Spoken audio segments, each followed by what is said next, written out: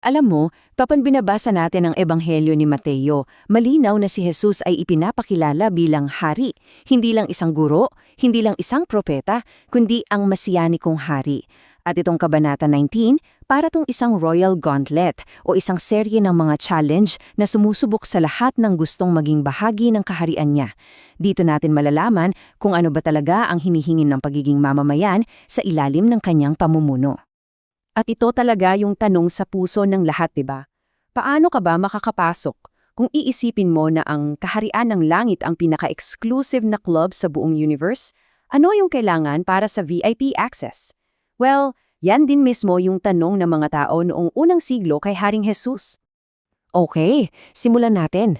Unang bahagi, ang haring naglalakbay. Kailangan nating tandaan na kapag ang isang hari ay gumagalaw sa kanyang teritoryo, hindi yan simpleng pamamasyal lang. Isa yang pagpapakita ng otoridad at pag-aari. So hindi ito basta paglipat lang ng lugar ha, hindi ito road trip. Ang pag-alis ni Jesus sa Galilea papuntang Judea ay isang calculated, strategic move. Bawat hakbang niya ay may bigat, may intensyon, papunta mismo sa sentro ng kapangyarihan ng Israel, ang Jerusalem. At para mas ma-imagine natin, tingnan niyo to.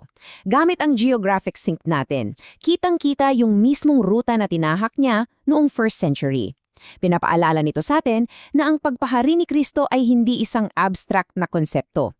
Nagsimula to sa isang tunay na lugar, sa isang partikular na panahon sa kasaysayan. At dito na nagsisimula ang mga hamon. Sa unang test, ipapakita ng hari na ang saligang batas ng kanyang kaharian ay hindi lang tungkol sa pagsunod sa mga rules, kundi nakasulat sa puso ng mga relasyon. Pansinin niyo yung layo ng sagot sa tanong. Ang mga Pariseyo, naghahanap sila ng legal loophole, ng technicality. Gusto nilang makahanap ng butas sa batas. Pero si Jesus, hindi siya nakipaglaro. Sa halip, nag-issue siya ng isang royal decree na bumabalik sa pinaka-orihinal na disenyo ng Diyos para sa tao, ang sagradong pagsasama. Okay, next challenge. Sino ba talagang ang mga VIP sa royal court ng hari? Sino ang may pinakamataas na status? Well, babalik ta rin ni Jesus ang lahat ng inaasahan nating sagot. Sa kahit anong kaharian dito sa mundo, ang mga bata wala silang boses, wala silang kapangyarihan. Madalas, hindi sila pinapansin. Pero sa kaharian ni Jesus, sila pala yung standard, sila yung role model. Yung mga umaasa, yung mga nagtitiwala, yung mga walang maipagmamalaki, sila pala ang mga tunay na VIP. Sila yung pinakamalapit sa trono. At ngayon, darating tayo sa pinakadirekta at personal na hamon sa lahat. May isang mayamang pinuno na lumapit at nagtanong, ano ba ang kailangan niyang gawin para makapasok? Ano ba ang presyo ng citizenship sa kaharian?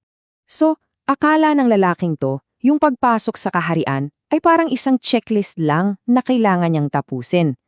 Pero dito, inexpose ng hari yung tunay na problema. Meron siyang ibang hari. May iba siyang pinaglilingkuran. Yung kayamanan niya, yun ang nakaupo sa trono ng puso niya. At sa kaharian ng Diyos, walang puwang para sa dalawang hari.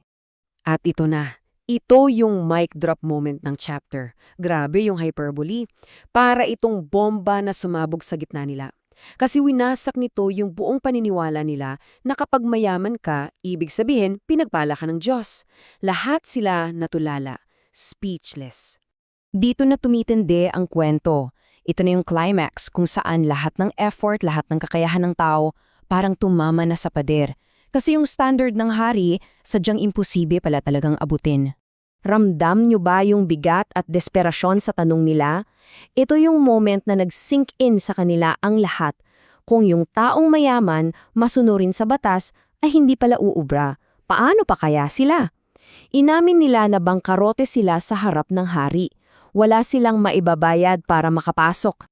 At dito mismo, sa gitna ng kanilang desperation, inihayag ng hari ang pinakapuso ng kanyang mabuting balita. Ito yung divine pivot. Ang pagpasok sa kaharian ay hindi resulta ng ating gawa. Hindi ito achievement. Isa itong gawa ng pagsakit. Isang himala na Diyos lang ang may kayang gawin. Imposible sa atin, pero posible sa Kanya. At ngayon, para sa huling bahagi, ipapaliwanag ng hari ang kakaibang ekonomiya ng kaharian, isang sistema na talagang baliktad kumpara sa sistema ng mundo. Siyempre, si Peter very practical yan eh. Nagtanong siya, so paano naman kami? Iniwan namin lahat para sa'yo. Ang sagot ni Jesus, oo, may gantimpala ang pagiging tapat sa hari. Pero hindi ito material na yaman. Ito ay isang buhay na masagana dahil nakasentro sa relasyon sa kanya. Ang gantimpala ay ang hari mismo. At tinapos niya ang usapan sa mga salitang ito. Isang paradoksa na nagbubuod sa lahat ng pinag-usapan. Sa kaharian ng Diyos, ang mga itinuturing na huli ng mundo, sila pala ang tunay na una.